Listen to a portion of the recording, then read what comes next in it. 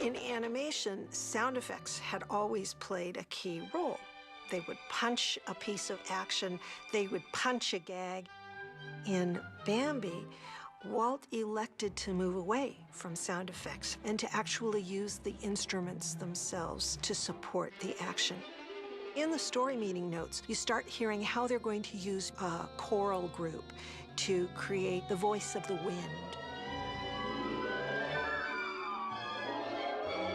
The music becomes the voice of the forest, and the entire atmosphere of the forest takes on its own character and personality.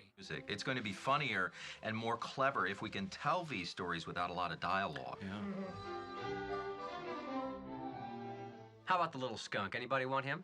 Mark did such a swell job on those story sketches, it might be a good idea to let him take the stuff.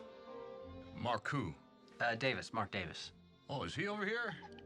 He should be getting animation experience. When you get certain characters, like the little skunk, like Figaro when he begins to be a little more than a cat, the audience likes it. And we ought to work more of our characters that way.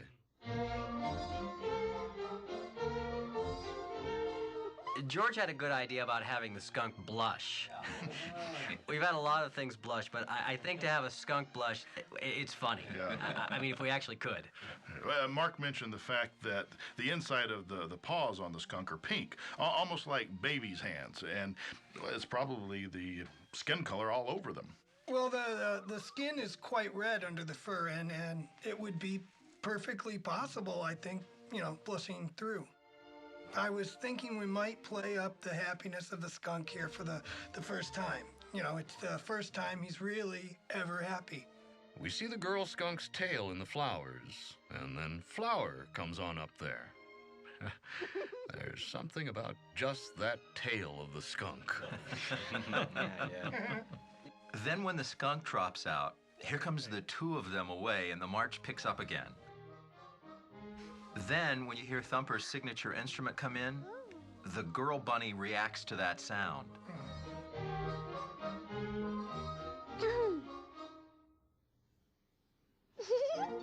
I like that laugh. You could take that laugh, and with the music in it, you might be able to build it a little. Those sketches of the girl bunny look good, though. She could be primping when Thumper looks at her.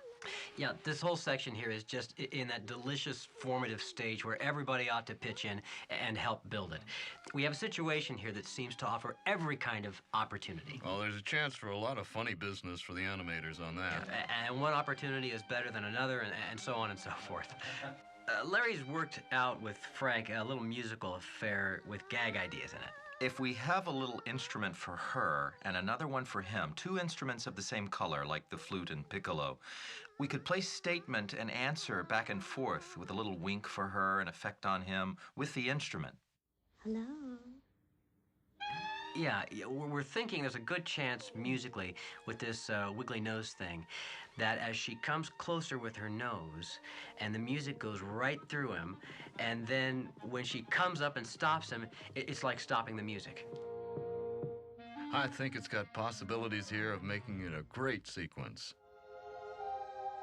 Yeah, one after the other, they drop out of the club.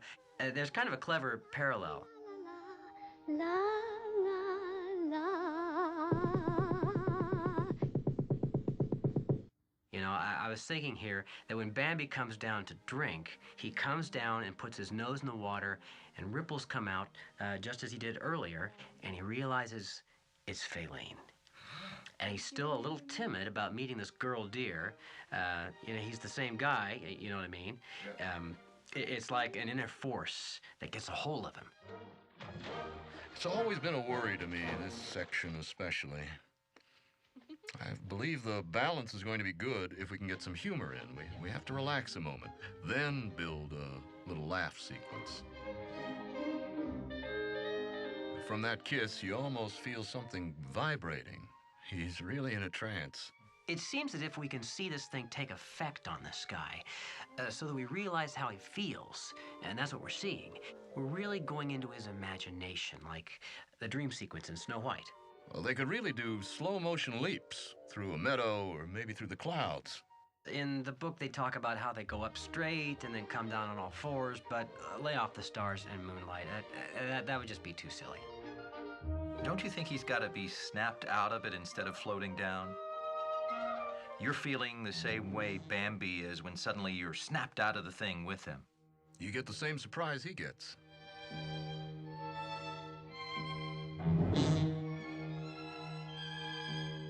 Bambi. We got about 10 reels of clippings MGM has loaned us indefinitely. A lot of good action stuff to use for reference for this fight scene between Rano and Bambi. Bambi. What could happen there? You could use color to express that mood, too. Everything he sees is pinkish. Everything, this whole forest, you drop all unnaturalistic color out of the thing. He's seeing red. Yes, it would have a fury, a dramatic quality to it. I told Bob to go to the music library and dig out records, some Wagner, Stravinsky, and things like that. Music that has a thrill, music that's stimulating. Out of this color we're using to symbolize Bambi's emotional reaction to this thing, that's when the whole fight ends. It's almost a red sunset anyway, see? But how'd it be if, as he wins the fight, that the red sunset turns into a beautiful gold? The last bit you see of the sun is suddenly a lot of gold in it.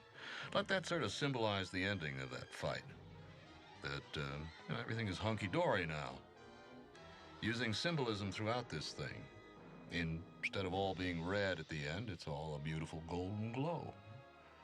You know how it casts that beautiful golden glow? You get that part of the spectrum there. It's a pretty good scene. Bambi's been through another test. After Bambi has fought for this girl, let's give him a love scene. Let's give him something that they can feel happy about. You don't want it to get embarrassing. You know how you can get in a love thing. We definitely don't want to have the audience sit back there and go, oh boy. But you never get that feeling with two lovely deer walking along and beautiful music. And I sing as I go. You gotta get some of those quaking aspen in there somewhere, the leaves just shimmering, it'd be pretty. What has made me really realize the power of music is working on Fantasia. I think that everyone that's working on it feels that too now. At first, it was quite a battle. Every time we had a meeting, somebody wanted to put some good sound effects in. Now, I don't think you could get any of them to even think about it. Kind of like your Stag fight there. If you get any inspirations on the music, work to it.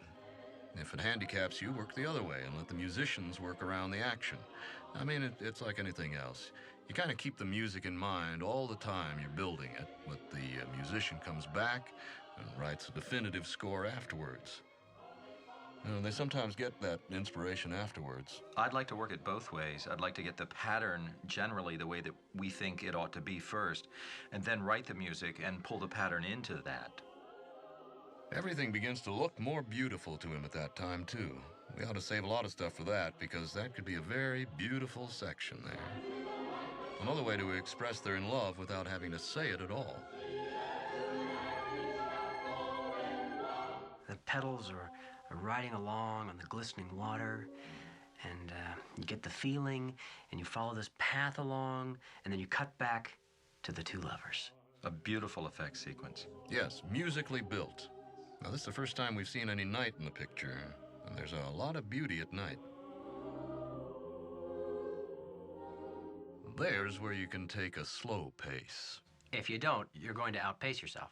And as Bambi is in the thicket sleeping, we were going to hear an ominous horn tone, barely audible, which is almost him sensing something. There's a tension there, before you know what Bambi has seen even. He feels something. The animals know that scent. It's all they need. And it shows the terror that man strikes in these animals. Now, because you went to all that trouble in the beginning to establish man with a theme, do you think you ever need to show the camp of man? Well, I think it has to be a suggestion. If the audience didn't realize it was a camp, you'd put the smell of bacon in the air. You know, I always had this feeling regarding fire that when Bambi or the crows or whoever it is senses danger and you know there's something wrong. Bambi, for instance, coming out on a crag or something and looking down in the valley in the distance, you get the wisps of smoke coming up from the campfire, and you recognize it's man's camp.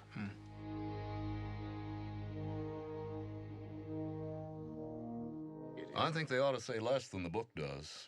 Now, the book just rambles on, but when we put it in action, we should hold it down and get the meat of it. In our films, we prove it in action instead of talking about it. We must go deep into the forest. Hurry, follow me.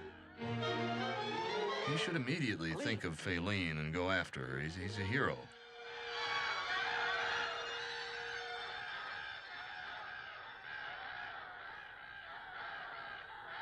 Why do we have to show man any more than we did before?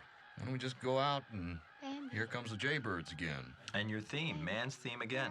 Paralleling the same situation you had when man was in the forest before, only now there's numbers of them. Bambi! You sense the danger, the music and the animals running, and you go with him. You never see man at that point. Then you've got these crows, and the crows begin to call with that music building up.